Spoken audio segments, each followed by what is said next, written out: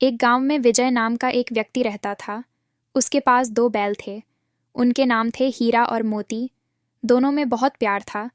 वह नांद में एक साथ मुंह डालते और एक ही साथ मुंह हटाते। विजय भी उनके चारे पानी का बहुत ध्यान रखता। वह कभी भी उनको मारता पीटता नहीं था। इस वजह से दोनों बैल भी विजय से बहुत प्यार करते थे।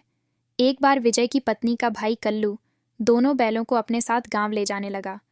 बैलों को बड़ा आश्चर्य हुआ कि वह उनको क्यों और कहाँ ले जा रहा है। रास्ते में बैलों ने कल्लू को बहुत तंग किया। मोती दाएं भागता तो हीरा बाएं।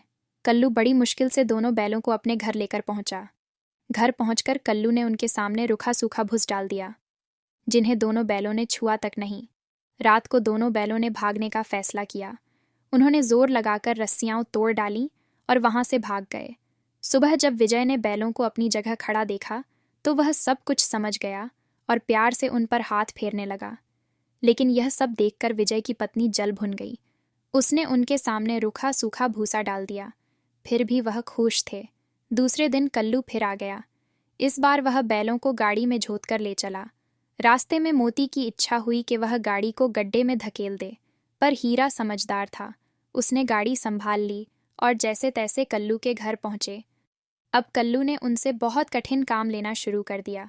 वह उन्हें दिन भर हल में जोतता और जब दिल चाहता उन्हें मारता पीटता। वह लाचार निगाहों से एक दूसरे को देखते। कल्लू की एक छोटी और प्यारी सी बच्ची थी।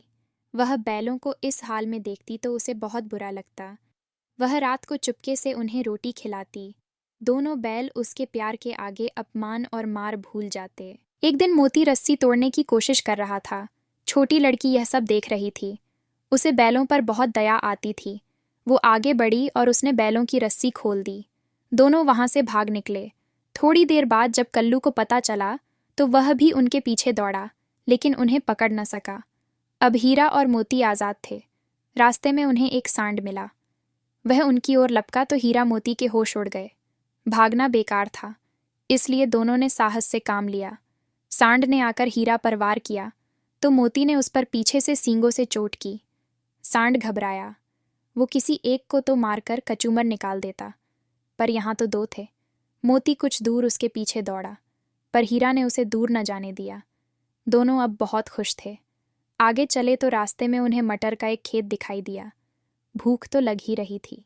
हरी हरी मटर देखकर उनकी भूख और भी तेज हो गई। वह खेत में घुस गए और मटर खाने लगे। अभी पेट भरा भी न था कि खेत के रखवालों ने उन्हें देख लिया। उन्होंने उन्हें चारों ओर से घेरकर पकड़ लिया और कांजी होस में बंद करा दिया। हीरा और मोती ने देखा कि कांजी होस में और भी कई जानवर थे। भैंसें, घोड़े, गधे, बकरियां आदि, सब के सब कमज़ोर और दुबले पतले। वहाँ किसी के लिए न चारे का इंतज़ाम था और न पानी का। यहाँ कहाँ आ फंसे। उन्होंने सोचा।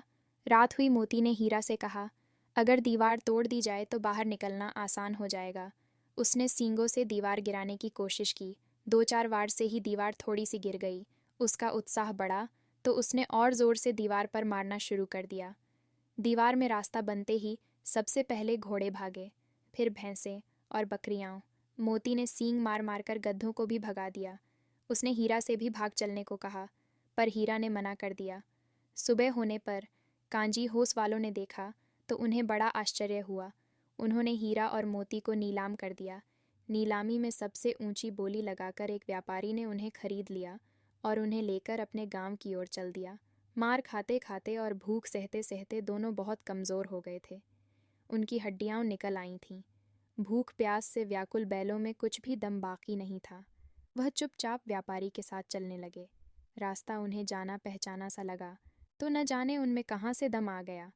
वह दोनों तेजी से भागे, आगे आगे बैल, पीछे पीछे व्यापारी।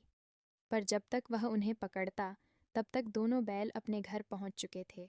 बैलों को वापस देखकर विजय को बहुत खुशी हुई। वह उनसे लिपट गया। इतने में व्यापारी भी वहां आ पहुंचा और उन्हें मांगने लगा। मोती ने आओ देखा न ताओ। वह व्यापारी पर झपटा। व्यापारी जान बचाकर वहां से भागा। विजय की पत्नी भी वहां आ गई और उसने दोनों बैलों के माथे चूम लिए।